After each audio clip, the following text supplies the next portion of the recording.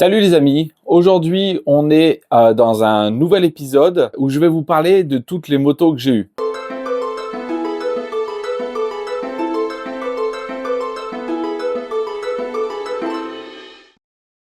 Alors c'est vrai, j'ai pas le permis moto depuis mes débuts, c'est-à-dire les débuts où j'ai eu mon permis voiture. J'ai pas enchaîné le permis moto derrière.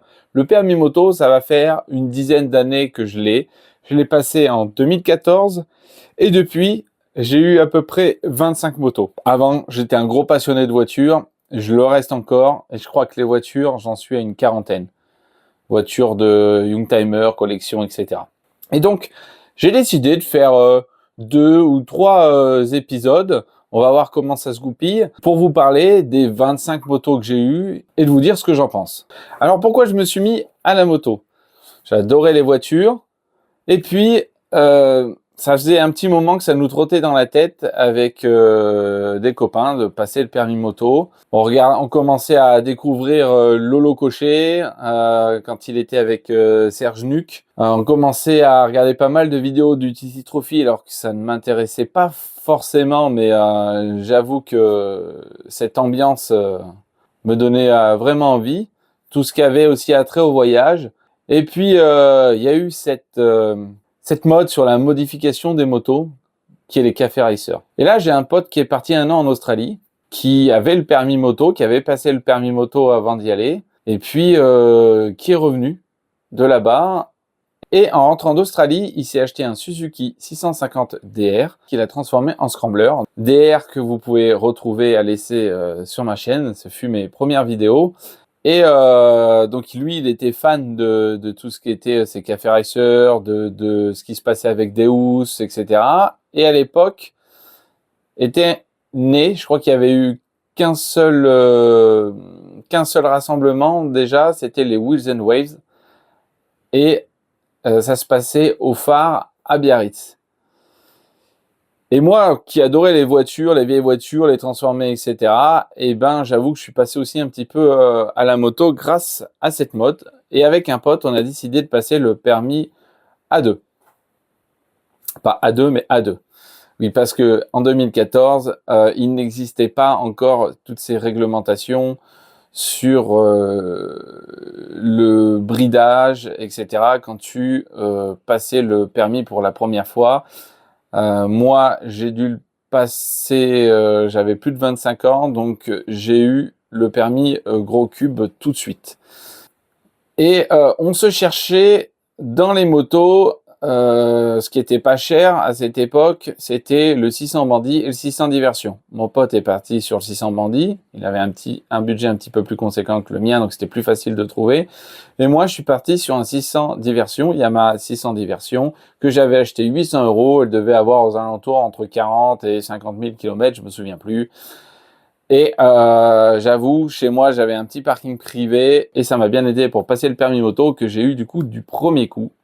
Et j'avais une petite pression parce qu'en fait, on s'était déjà inscrit au Wheels and Waves de 2014 où on partait tous avec des copains. Et du coup, si j'avais pas le permis moto, eh ben, j'aurais pas pu conduire ma diversion là-bas. Et c'est comme ça que j'ai mis du coup un pied dans le monde de la moto.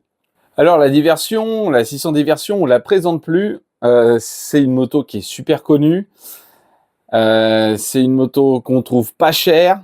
Et franchement, c'est incroyable. Si vous voulez commencer la moto, vous n'avez pas un gros budget, que vous voulez bricoler vous-même et vous faire plaisir, franchement, acheter une 600 Diversion, vous serez jamais déçu. Alors cette 600 Diversion, elle existait en version GT puis en version Roadster. Donc version GT avec un carénage, version Roadster juste avec le feuron. Un petit peu aussi, on retrouvait la même chose sur les Bandits puis plusieurs motos de cette époque. La 600 Diversion avait une particularité qui, moi, à l'époque, pouvait me gêner. Mais c'est vrai, mais ça, c'est tous ses débuts en jeune permis, en moto, quand on connaît pas. Souvent, on regardait la moto au début, on disait waouh, le pneu à l'arrière, il est super gros. Ça doit être top pour pencher, c'est génial. Et la Diversion, elle, avait une particularité, c'est qu'elle avait une roue à l'avant en 17 qui était en 110 et une roue à l'arrière en 18 qui était en 130. Et du coup, c'était vraiment pas très large. Et de derrière ces deux échappements, c'est vrai qu'il y avait une toute petite roue. Et derrière, des fois, bah, ça pouvait faire penser à une 125, quelque chose comme ça. Et c'est vrai que bah, quand on est jeune motard, on est un peu bête. On fait trop attention des fois au regard des autres. Alors que c'était super maniable et qu'on s'en fichait de la taille de la roue. Pour moi, cette 600 Diversion, c'était vraiment quand même une moto parfaite pour mes débuts. Assez puissante, franchement, ça a du couple. Ça fait 61 chevaux et ça suffisait largement. Et franchement, ça marchait très très bien. J'étais super content et je me suis fait du coup mes petites transformations dessus. Comme je peux vous montrer tout de suite, en version un petit peu roadster. J'avais fait faire la selle par un sellier, changer un petit peu le cadre, bref. Puis après, j'avais essayé de mettre des guidons bracelets. Horreur là-dessus, pris sur la fourche. Ah là là. J'ai fait quelques petites transformations et je me suis fait plaisir. Et je l'ai revendu ensuite à une jeune femme, pareil, qui était en train de passer son permis. Mon ami avec qui je faisais le plus de moto, lui, était plus fan du TT Trophy. Et à force, c'est vrai qu'il a commencé à me faire baigner un petit peu dedans. Et puis, on cherchait des motos un petit peu plus sportives. Lui s'est acheté direct après le 600 Bandit à 1000 GXXR K2. Quelque chose que j'ai essayé de conduire, mais pour moi, qui était trop dur encore. Je manquais trop d'expérience pour conduire ce genre de moto, pour ma part. Et du coup, je suis passé sur un Yamaha 600 FZR R, je crois qu'il est de 92 ou de 93, et franchement en Bordeaux, qui était magnifique. Elle était à côté de chez moi, dans un petit garage bien au chaud, sous une housse. Elle était superbe. C'est pas le genre de moto maintenant que je conduis, mais franchement, juste pour l'esthétique et l'époque, je serais capable d'en racheter une juste pour la voir et être content quand j'ouvre mon garage et de voir cette moto. Du coup, bah, avec cette moto, on commençait à voir toutes ces idées et d'a priori de jeune motard avec ta bande de peur sur la roue, à savoir à commencer à faire frotter les sliders alors qu'on était sur route, à savoir que je n'ai jamais réussi à poser ou faire frotter un sliders. Et franchement, je le vis très bien maintenant. Mais voilà, t'es jeune permis, ça peut faire partie des fois des petites bêtises, des petits défis que tu te donnes. Donc faites attention. Mais je restais quand même assez prudent. Moi, je me faisais peur assez facilement. J'ai aimé cette moto. On s'est fait un petit trip sur Rocamadour. Mais pour moi, ça restait quand même inconfortable. Pourtant, c'était moins radical que le GXXR pour moi en position. Mais j'étais trop sur l'avant. Et j'avais mal au poignet. J'étais mal au dos, j'avais mal au dos, j'étais pas bien quoi. C'était pas une moto confortable, une moto pour moi, mais en même temps je la trouvais super jolie et j'adorais monter dessus, mais pas plus d'une demi-heure quoi. Alors le FZR R 600, ça faisait 96 chevaux pour 184 kilos à sec. Franchement, ça marchait vraiment bien. On va dire que ça a été l'ancêtre pour moi après il y a eu le Thundercat et après je pense que c'est l'ancêtre du R6 même maintenant, et franchement c'était une bonne moto mais pas faite pour moi. Du coup je me suis remis à la recherche d'un autre roster qui pourrait avoir un peu les perfs du FZR R et en même temps être plus confortable et pour moi avoir une conduite plus facile. Et j'avais mis mon FZR R en échange et je me suis retrouvé avec une personne qui voulait me l'échanger contre un Hornet qui était de, je crois, 2000 ou 2001, 2002, je sais plus. Et du coup, je suis allé là-bas, on a fait l'échange. Franchement, mon 600 FZR était clinique et mécaniquement, le Hornet était propre. Esthétiquement, franchement, il était un petit peu moins propre. Le réservoir était un petit peu rayé. C'est pas grave, je bricolais un petit peu. Je lui ai refait un petit peu d'esthétique. Je me suis fait plaisir avec un petit feu à LED intégré. J'ai repeint les jantes en blanche, des petits rétros, petits trucs comme ça, petits trucs sympas. Et franchement, le Hornet, c'était vraiment une moto qui dépotait fort. Ça faisait la même puissance que mon FZR, c'est-à-dire 96 chevaux. C'était un petit peu plus léger. Ça faisait 174 kg à sec. Et j'avais vraiment l'impression d'avoir un vélo entre les mains et de piloter, tu vois, un super motard. Et là, je me suis mis quand même à rouler plus fort avec ça et à prendre du plaisir. Et en même temps à me dire, attention, tu commences à aller un petit peu trop sur tes limites. C'est vrai qu'en moto, je reste quand même quelqu'un d'assez peureux. Et là, ça me faisait bizarre de me lâcher un petit peu. J'étais content dès que je la prenais. Et en même temps, conscient qu'il pouvait m'arriver quelque chose. Et en fait, j'ai eu un déclic parce qu'en 2014, j'ai chopé une méningite qui m'a envoyé 10 jours à l'hôpital et ils m'ont raté ma ponction lombaire. Ce qui fait que, en fait, ils ont dû me refaire un blood patch derrière. Ça a été long, compliqué. Dès qu'ils me redressaient, je m'évanouissais. Et pendant, on va dire presque 7 jours, j'étais allongé à plus pouvoir bouger et à regarder le plafond. Et du coup, ça m'a fait un petit peu réfléchir. Quand je suis sorti de là, j'ai quasiment mis un mois à me rétablir. Et quand j'ai pris le Hornet, j'étais plus pareil. Du coup, après cette petite mauvaise aventure à l'hôpital, j'ai gardé mon Hornet, mais je l'ai mis de côté. Et on était du coup fin 2014, début 2015, et on allait participer pour la deuxième fois au Wheels and Waves, et il me fallait un autre projet. Du coup, mon voisin vendait un 350 XLR, ce qui est un monocylindre 4 temps, avec ce fameux bloc RFVC. C'était une boîte 6 et ça faisait 137 kg pour 30 chevaux. Et j'avais envie de faire un peu un scrambler comme mon copain Nils, d'assez maniable et un petit peu dans la moto que je voulais modifier. Alors, je m'en excuse d'avance parce que je sais pas combien ça vaut maintenant. Et c'est vrai qu'avec cette époque, des fois, on a pu modifier des motos qu'il aurait peut-être valu le coup de garder toutes d'origine. Désolé, des fois je regrette. Mais ça m'a fait une bonne expérience pour bricoler, apprendre à souder, et je me suis quand même fait plaisir en la faisant. Du coup, je suis parti là-dessus et je vais vous montrer ça en photo. J'ai repeint le cadre, j'ai rabaissé un petit peu tout ce qui est la boucle arrière, et puis je voulais un petit truc original aussi. Et ça n'a pas forcément marché. Donc, je voulais faire passer le pot d'échappement sous la selle et faire vraiment une forme, une encoche sous la selle pour pouvoir que le pot sorte vraiment à l'arrière de la moto. Ça s'était pas trop fait encore à l'époque. Et je me suis dit, bah vas-y, essaye. Alors j'ai fait toutes mes modifications. J'ai fait ma selle que j'ai moulé la coque avec la résine et puis après j'ai mis des sortes de plaques, différentes plaques d'alu ou autres. J'ai tout essayé. À l'époque je connaissais pas trop pour éviter que ça chauffe trop dessous. J'avais fait faire la selle par un sellier, mais malheureusement ça ne marchait pas. Les suspensions déjà étaient, il y avait trop de débattements sur cette moto. Dès que je me chargeais un petit peu avec un sac un peu lourd sur des compressions, comme on faisait un petit peu les andouilles dans les chemins avec, je venais toucher le pot sur le pneu et puis surtout ça chauffait et ça abîmait le tunnel de ma selle. Donc j'ai redécidé de le passer sur le côté.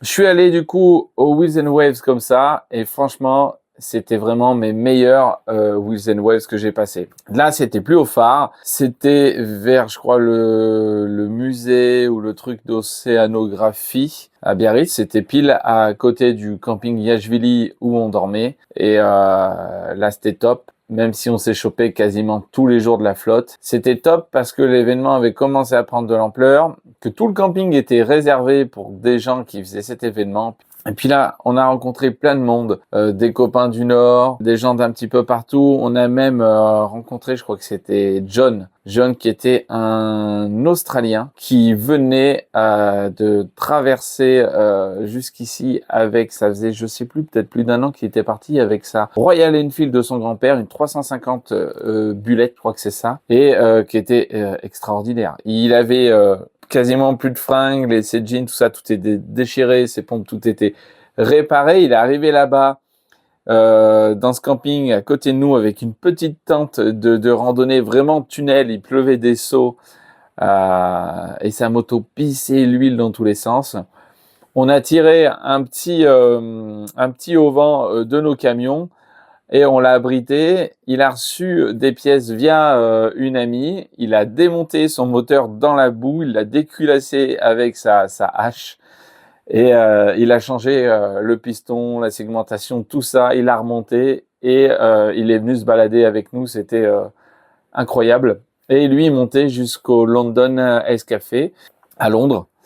Et là-bas, j'ai d'autres amis. Mon ami d'enfance, Nils, c'est un autre ami, Fred, qui l'a retrouvé quelques mois après, là-haut.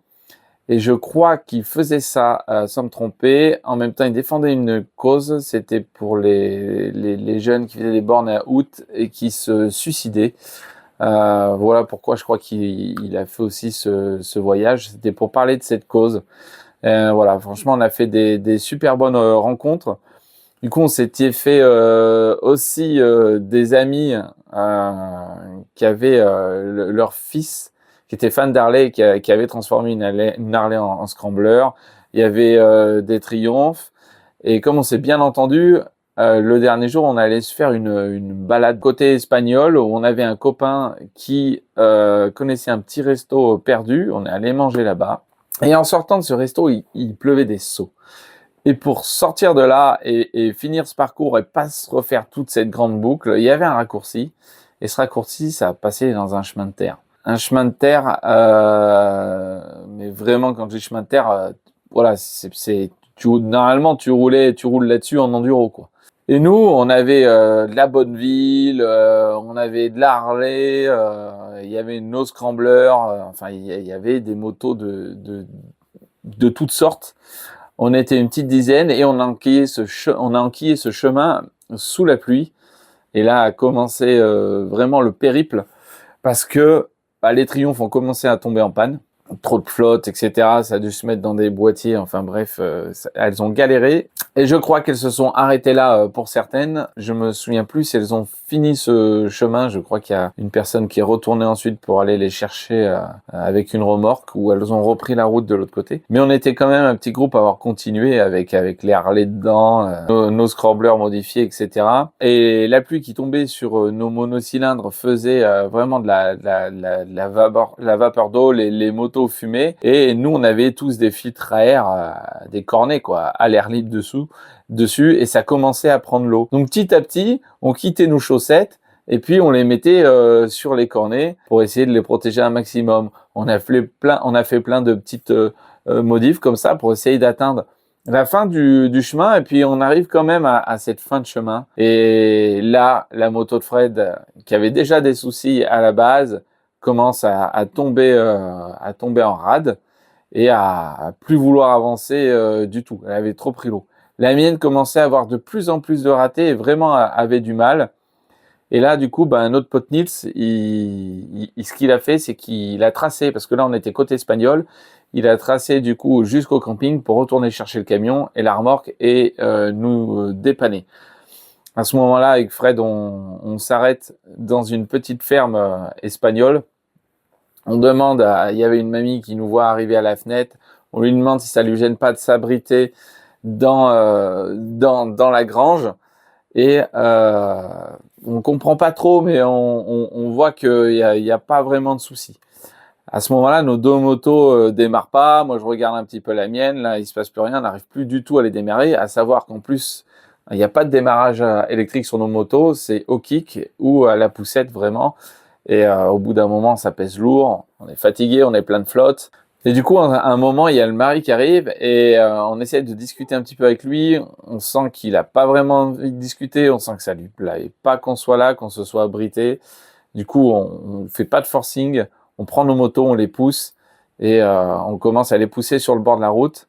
Par chance, la mienne a redémarré, ce qui fait que j'ai pu tracter Fred accroché à mon épaule jusqu'à la frontière française où on a retrouvé Nils. Ouais, on était quand même à une dizaine de bornes de la frontière française et du coup j'ai pu le tirer sur les petites routes jusqu'à là-bas. Et pour vous dire, à force qu'il s'accroche à l'épaule, j'avais la trace de ses doigts en bleu sur l'épaule pendant une bonne semaine. Et ça, franchement, tous ces moments-là avec cette bécane, ça reste vraiment vraiment un super souvenir. C'est que des genres de petits problèmes qui s'enchaînent. Et en même temps, c'est que se retrouver au milieu de ça avec les copains et de partager tout ça, de se raconter les histoires. Et je pense que c'est l'une des motos avec laquelle j'ai vraiment plus de souvenirs.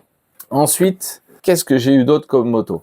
Alors j'ai toujours mon Hornet et mon 350 XLR qui sont dans le garage. Mon Hornet que je n'utilise plus, mon 350 XLR que je sors de temps en temps pour me faire plaisir. Et grâce à ce 350 XLR, avec lesquels je me suis fait plaisir, je m'en suis surtout rendu compte quand on est monté sur la course de côte à Jescables aux Wheels and Waves, où ça faisait que 30 chevaux, mais fallait voir comment c'était maniable. Et à la montée de Jescable, donc qui est une montagne en Espagne où se passe la fameuse course de côte des Wheels and Waves, et ben en fait à chaque fois on part en groupe de motos, mais on est super nombreux et on attaque tous ces virages. On est, je sais pas, on est des centaines, plus des centaines de motos à monter. Et là ça joue dans tous les sens et c'était tellement maniable. On se faufilait à droite à gauche, je remontais tellement de motos avec, je me suis fait vraiment plaisir. Et du coup il y avait un petit peu cette mode de super motard avec Kikaninac, 100% bitume, puis il y en avait d'autres, c'était je crois à l'époque aussi de Monsieur Marty, il me semble. Le fait d'avoir cette sensation avec mon XLR, ça m'a donné envie d'avoir un super moto à côté. Et du coup, je me suis trouvé pas cher un Yamaha TTR Belgarda, qui est aussi une moto d'enduro. Alors mien, c'était pas un TTE, c'était un TTR, donc vraiment avec la roue en 21, etc., mais qui avait été passé en super motard. C'était un démarrage au kick, il n'y avait pas de démarrage électrique dessus. C'était un 600 cm3 monocylindre refroidi par air. Ça faisait 43 chevaux pour 131 kg. Ça marchait vraiment, vraiment bien. C'était une boîte 5. À l'avant, on avait des suspensions Paoli Magnum, et à l'arrière on avait du Öhlins. C'était pour moi le petit super motard pas cher et efficace. Avec 43 chevaux, c'est clair, tu te faisais pas peur parce que c'était pas sur la vitesse, mais par contre dans les virages tu passais vraiment, je passais encore plus fort que mon Hornet et c'était vraiment très joueur. Le souci un petit peu de ces motos-là, c'est qu'en fait, tu te fais plaisir qu'en roulant, si je puis dire, un peu fort, quoi. Tu te fais vraiment plaisir que dans les virages. Si tu roules, voilà, plan-plan, etc., c'est pas des motos non plus hyper confortables, t'es au perché, ça vibre dans tous les sens. Ce qui est rigolo avec ça, c'est vraiment d'enchaîner les courbes. Ce qui fait que t'as envie d'enchaîner les courbes de plus en plus vite. Et voilà, je continuer à repenser à mon Hornet que je me souvenais plus et à cette façon de conduire qui ne m'allait plus vraiment, où je commençais à prendre un petit peu trop la confiance et moi-même je me mettais un frein. Donc ça m'a amusé quelques temps, mais ça a quand même fini par me lasser. Ce que j'aimais autour de ça, c'est vrai aussi qu'on pouvait customiser les motos et qu'on avait vraiment des super modes qui étaient magnifiques. Mais je reviens à presque le super mode, je trouvais encore voilà beau dans mon garage, et à rouler, je savais que s'il fallait que je roule avec, il fallait que des fois je dépasse un petit peu mes limites pour me faire plaisir, quoi. Donc pareil, donc celui-là je l'ai pas revendu. J'ai été l'échanger, attention, et là ça peut piquer pour certains. Je me suis repenché sur des motos un peu plus coolos, sur un 600 Kawasaki Eliminator, pareil, qui a été transformé. Mais voilà, le premier épisode s'arrête ici. On n'a fait que 5 motos. Je voulais normalement essayer d'en faire 10. Mais c'est vrai qu'en fait, à chaque moto que j'ai eue, j'ai une histoire qui va avec. Et je trouvais ça dommage de pas vous la raconter. Vous pouvez me dire en commentaire ce que vous en pensez, si ce genre de format vous plaît, qu'est-ce qu'il faut que j'améliore dessus. Lâchez un petit like si vous avez envie. Et je vous remercie car on arrive aux 4000 abonnés et ça me fait vraiment plaisir, même si je suis pas hyper régulier, j'essaye de l'être de plus en plus. Avec le boulot, c'est pas toujours facile. J'ai aussi une nouvelle moto qui devrait arriver. En fait, je l'ai déjà, c'est juste que elle est en panne. Bon, un petit souci que n'importe quelle autre moto aurait pu avoir. Ça sera le sujet d'une prochaine vidéo. En attendant, je vous dis à très vite. Merci encore. Bye bye.